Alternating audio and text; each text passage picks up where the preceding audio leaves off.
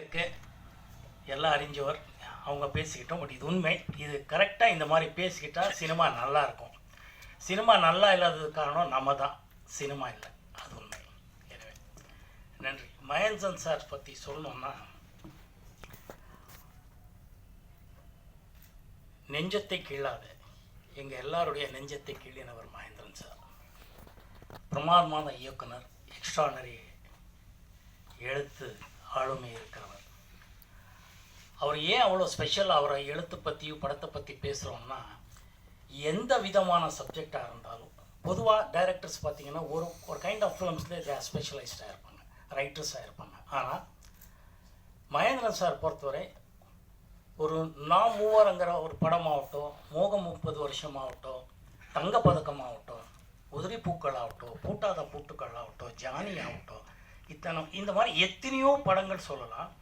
Black and white cinema ஆகட்டும், இதாகட்டும், அவர் ஒரு எந்த மாதிரி கதையாக இருந்தாலும் அதுக்கு அப்படி ஜீவன் கொடுத்துட்டு இருந்தார். அதுக்கெல்லாம் சாந்தகமாக இருந்து தான் நமக்கு உதிரி பூக்கள் மாதிரி ஒரு மிகப்பெரிய காவியத்தை கொடுத்தவர். It's ever lasting cult film in Indian screen. அந்த மாதிரி ஒரு நல்ல படம் வர்றதுக்கு ரொம்ப ரொம்ப ரொம்ப ரியலிஸ்ட் ஆஃப் ரேட். நான் நல்ல டைரக்டரோட ஒர்க் பண்ணியிருக்கேன். பட் இருந்தாலும் சொல்கிறேன், அவரோட கேரக்டரைசேஷன் தான், அவரோட அந்த ஆளுமை எங்கே வருதுன்னா, அவரோட ஹீரோவோட கேரக்டரைசேஷன் எழுதுறது தான் இருக்கும். உதாரணத்துக்கு பார்த்தீங்கன்னா, உதிரி பூக்களில் விஜயன் சாரோட கேரக்டரைசேஷன் ஆகட்டும், அஸ்வினி அம்மா கேரக்டரைசேஷன் ஆகட்டும், பூட்டாதா பூட்டுக்கள் ஜெயந்தி அவர்கள் கேரக்டரைசேன் ஆகட்டும், ஏன் ஜானி படத்தில் பார்த்தீங்க ரஜினி சாரோட அவரை எவ்வளோ வித்தியாசமாக காட்டிருப்பாருங்கிறது ஜானி படம் பார்த்தவங்களுக்கு உங்கள் எல்லாருக்கும் தெரியும்.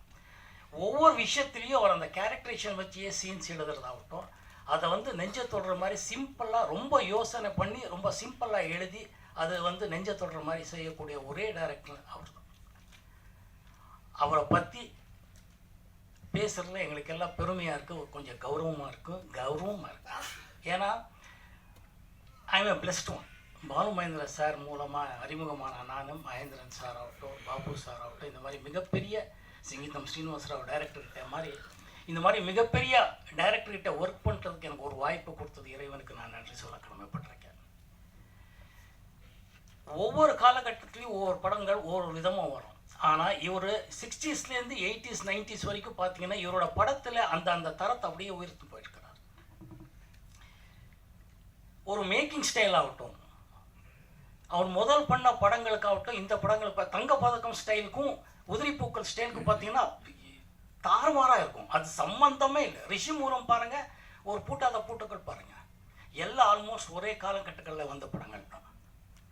அப்படி ஒரு ரைட்டர் எந்த மாதிரி கதை யாருக்கு வேணுன்றதும் அப்படி வச்சு ஒரு மாஸ்டர் ஷெஃப் மாதிரி என்ன வேணாலும் ரெசிபி எதை வேணாலும் கொடுக்க தயாராக இருந்தால் ஒரு மிகப்பெரிய டைரக்டர்.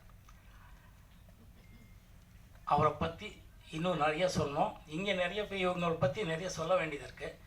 பட் டைமை கருதி சொல்லணும்னு ஆசைப்படுறது ஒவ்வொருத்தர்கிட்ட பர்சனலாகவே பேசினேன். உதாரணத்துக்கு இப்போ தான் தானு சார் பற்றி சொல்லிட்டு இருந்தேன். 80sலேருந்து ஆக்டிவாக இருக்கிற ஒரு ப்ரொடியூசர், டிஸ்ட்ரிபியூட்டர் எத்தனை பேர் இருக்கிறாங்க இன்றைக்கி? அந்த ஆளுமைக்கு தான் நன்றி சொல்லணும். அவருக்குள்ளேயே ஒரு ஸ்கிரிப்ட் ரைட்டர் இருக்கிறாரு, இயக்குனர் இருக்கிறாரு, மியூசிக் டைரக்டர் இருக்கிறாரு, ஒரு லிரிக் ரைட்டர் இருக்கிறாரு, ஒரு நல்ல ரசிகன் அவர். ஆக்சுவலாக அவர் அந்த மாதிரி ஒரு டைட்டில் அவர் கூட இருக்கலாம் அவர். ஏன்னா அந்த மாதிரி ஒவ்வொரு விஷயத்துலையும் ஒவ்வொருத்தருக்கு இருக்குது. லெனின் சார் பற்றி எப்படி சொல்கிறது? நான் அவர் வந்ததில் ரொம்ப மகிழ்ச்சி. அவர் வரமாட்டார் நான் சொன்னேன், எப்படியாவது ட்ரை பண்ணுறான் மனுஷனை, எப்படியாவது கூட்டிகிட்டு வாடா, பார்க்கணுன்னு ஆசைப்படுறேன்னு. ஏன்னா அவருக்கு கிடைக்க மாட்டார்.